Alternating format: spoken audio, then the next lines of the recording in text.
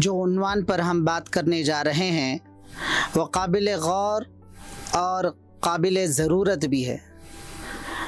वो ऐसे, आज तक आपने सुना होगा नाबीना के लिए इदारे बनाए जा रहे हैं। अलग अलग उन्वानों से नाबीना के इदारे बनाए गए। एक वक्त तक किसी न किसी नहज से काम हुआ, फिर एक वक्त के बाद वो ख़त्म हो गया और कि कुछ लोगों ने अपना निज़ाम महदूद कर लिया, जिसकी वजह से कामयाबी ना हुई। आज जुड़ने का और इस इंटरव्यू का असल मकसद ये है, मैं ये दावा नहीं कर रहा हूँ, पूरे यकीन के साथ ये मेरी रिपोर्ट है कि पूरे कर्नाटक में और बेंगलुरु शहर, जहाँ पे इतने बड़े बड़े मसाजिद हैं, इतने बड़े बड़े मदारिस हैं, इतने खादिमीन हैं, NGOs हैं, लेकिन एक भी मुसलमान इदारा ऐसा नहीं है मुसलमानों का जहाँ पर नाबीना के लिए क़यामगाह बनाई गई हो। ये क़यामगाह क्यों ज़रूरी है, इसका तारुफ करते हुए मैं आगे बढ़ता हूँ। बेंगलुरु चूँकि हब होने की वजह से अतराफ़ व अकनाफ़ के नाबीना हज़रात यहाँ पे आते हैं।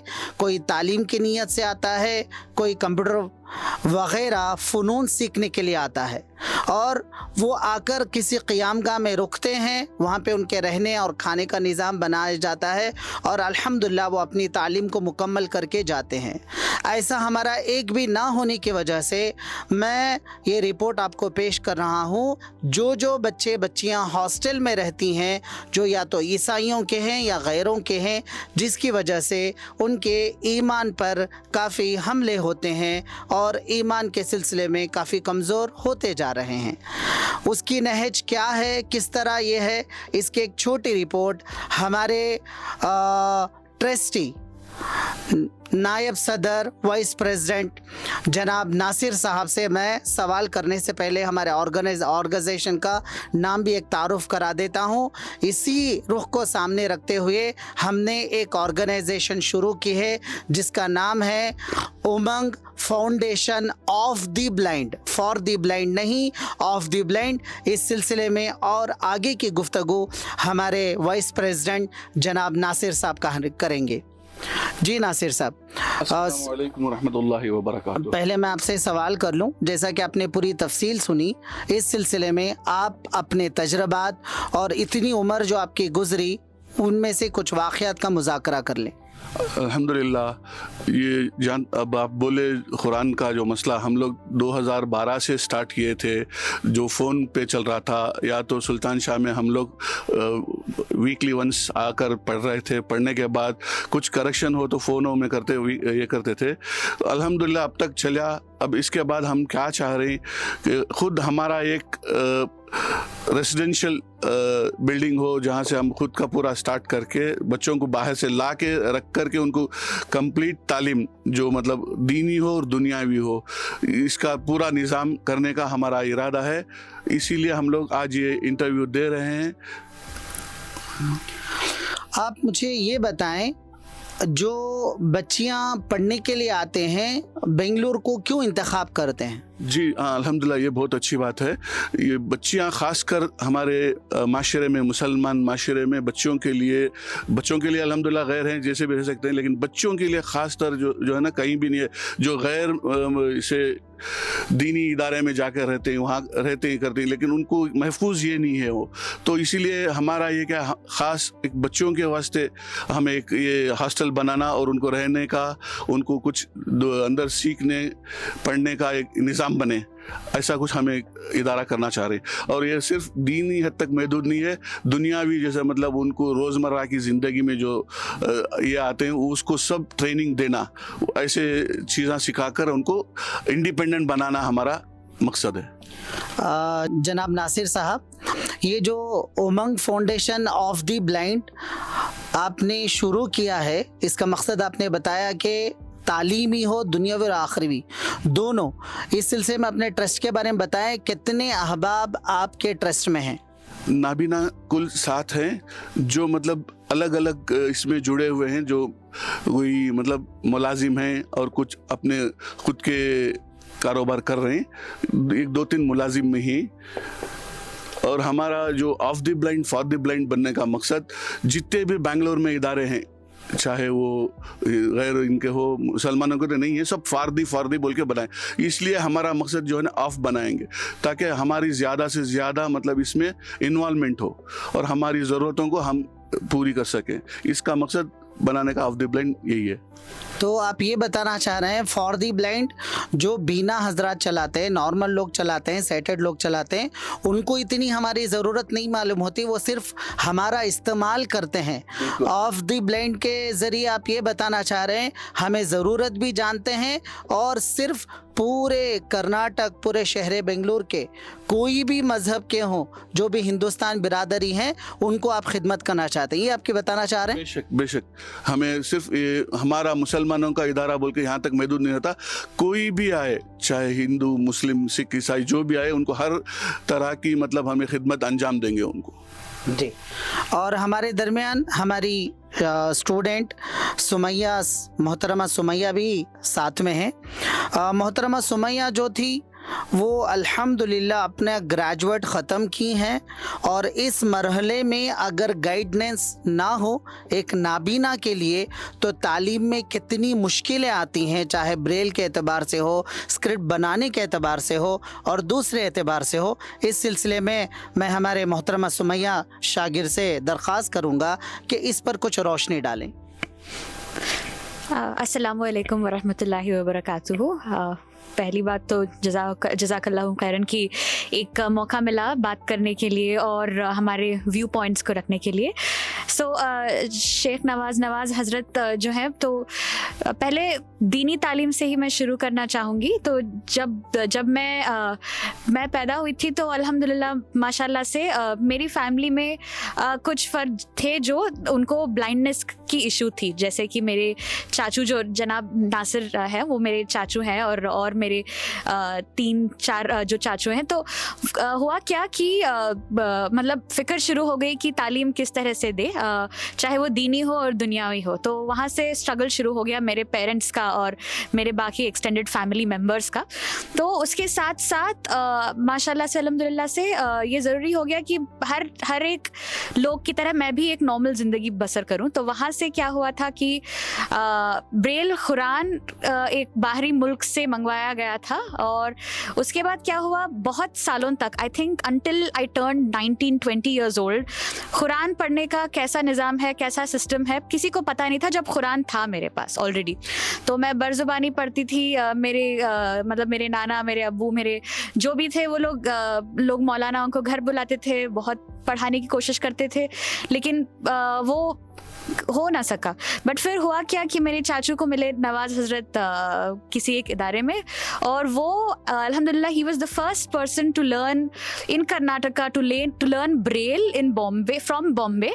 एंड फिर वो आए, एंड उसके बाद जब मैंने ख्वाहिश जाहिर की कि आई वांट टू स्टडी, मुझे ब्रेल कुरान सीखना है, तो उसके बाद वो उन्होंने पूछा भी नहीं कि कैसे क्या, ही जस्ट केम। वो घर आए बगैर किसी, जितने बार मैंने रिक्वेस्ट किया, वो बहुत दूर से घर आते थे, 2-3 बार घर आए, इंट्रोडक्शन करवाया, फिर ऑनलाइन हमारी लाइक टीचिंग शुरू हुई। हज़रत ने पढ़ाया, फिर अल्हम्दुलिल्लाह से मेरी जो तरावी आज तक की, जो मेरी तरावी नमाज कुरान जो भी है, लाइक एनी अदर पर्सन मैं पढ़ती हूँ, और अल्लाह का लाख लाख शुक्र है। तो that is about the Braille Quran दीनी तालीम के हैसियत से।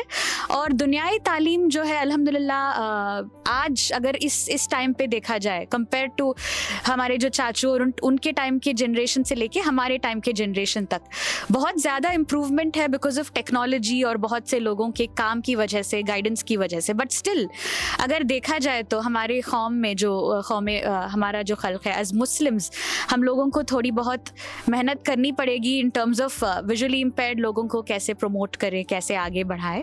So the thing is, guidance is not just necessary for visually impaired parents. जब कोई बच्चा दुनिया में आता है तो बच्चे को नहीं पता होता उसको क्या करना होता है, वो पेरेंट्स होते हैं जो बच्चे को लाइक गाइड करते हैं, हर चीज़ की पहचान करवाते हैं। सो जस्ट लाइक दैट, जब विजुअली इम्पेयर्ड बच्चियाँ या बच्चे पैदा होते हैं तो पेरेंट्स आर वेरी वरीड कि क्या करें क्या ना करें।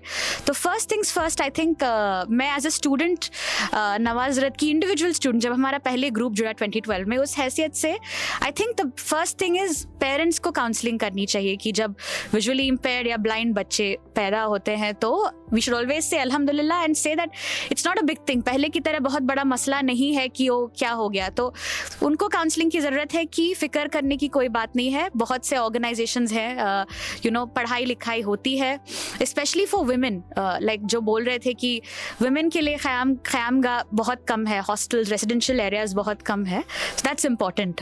सो जी ये मुझे और दूसरा सवाल, माशाल्लाह, दूसरा सवाल ये है कि आपने अपनी तालीम का मरहला कितना मुकम्मल किया है, आपने कितनी डिग्रीज़ हासिल किए, उसका आप एक थोड़ा तारुफ कर दें। और ये डिग्री करने के लिए व ये सब काम करने के लिए किसी ना किसी की रहबरी ज़रूरी है या हमें कहीं से भी कुछ भी मालूम हो सकता है? इस पर थोड़ी रहबरी कर। सो मेरे बारे में मेरा schooling 1st to 7th grade वो ज्योति सेवा स्कूल फॉर द ब्लाइंड करके, it is a completely visually impaired school जो ईसाई लोग, क्रिश्चियन स्कूल रन स्कूल है, क्रिश्चियन मिशनरी रन स्कूल है। फिर जो लाइक क्योंकि मैंने पहले बोला था कि हमारे चाचू जो ऑलरेडी विजुअली इम्पेयर्ड थे, पार्शली विजुअली इम्पेयर्ड, तो उनको जान पहचान थी, तो उनका कॉन्टैक्ट वहाँ हमारे पेरेंट्स का कॉन्टैक्ट करवाया गया। फिर वहाँ से उनकी रहबरी, उनकी teaching and training and all that, उसके बाद वहाँ पे हम लोगों को एवरीथिंग फ्रॉम स्टडीज़ से लेके कैसे हर चीज़ काम करते हैं, कैसे खुद को हम ग्रूमिंग वगैरह वगैरह। फिर 8th स्टैंडर्ड से 10th तक सेंट माइकल्स स्कूल करके, जहाँ पे मेरी अम्मी पढ़ाती थी, मॉम पढ़ाती थी, वहाँ पे मैंने 10th तक अपनी तालीम हासिल की। फिर PUC and degree mount Carmel, graduation तक मैंने माउंट कार्मल कॉलेज में आई स्टडीड देयर। फिर मास्टर्स पोस्ट ग्रेजुएशन मैंने सेंट जोसेफ्स कॉलेज में पूरा किया। ड्यूरिंग माई मास्टर्स मैंने फ्रेंच इंटरमीडिएट B1 तक I did my French course from alliance Française. तो जहाँ पे मेंटरिंग की या रहबरी की जहाँ तक की बात आती है, अल्हम्दुलिल्लाह माशाल्लाह, I have been very lucky from the time I have been born. शायद अल्लाह ताला का बहुत बड़ा कर्म है, शायद नहीं, फॉर श्योर अल्लाह ताला का बहुत बड़ा कर्म है कि एवरी स्टेप जहाँ तक मैं गई फ्रॉम माई पेरेंट्स, मेरे पेरेंट्स जो पहले, अल्लाह के बाद जो पहले और आखिरी लोग, दे आर द वंस, उसके बाद माई एक्सटेंडेड फैमिली जो है, उसके बाद my teachers and my friends and everybody, जो जहाँ से मुझे रहबरी मिली कि मैं क्या कर सकती हूँ, क्या नहीं कर सकती, from writing competitive exams to learning computers to learning language and all of that. जिस तरह की मेंटरिंग मुझे मिली from my uncle and aunts and everyone. तो उसके बाद अभी फ़िलहाल, उससे पहले मैंने बहुत जगहों पे काम किया, और ब्लाइंडनेस और काम, और जैसे नवाज रत पूछ रहे थे, ये अपने में बहुत बड़ा टॉपिक है, तो डिस्कस करते करते बहुत टाइम लग जाएगा इनके प्रॉब्लम्स के बारे में एंड ऑल ऑफ दैट।